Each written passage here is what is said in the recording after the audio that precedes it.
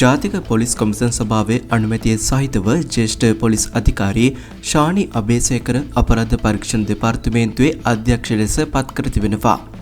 වැඩබලන පොලිස්පති ප්‍රියන්ත වීරසූරිය මහතාගේ නිර්දේශය මත මෙම පත්කිරීම සිදු කර ඇති අතර ප්‍රධාන අපරාධ විමර්ශන සඳහා අධීක්ෂණය ශක්තිමත් කිරීමේ තැනට කරගෙන යන උත්සාහයන් මැද්දේ මෙම පත්වීම සිදු කර තිබේ.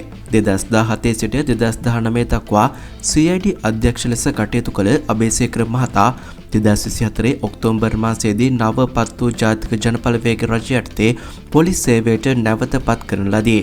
ඔහු මෙම නවතම පත්වීමට පෙර අපරාධ බුද්ධි විශ්ලේෂණ හා වැළැක්වීමේ අංශයේ අධ්‍යක්ෂ ලෙස කොන්ත්‍රාත් පදනමින් සේවය කරමින් සිටියා.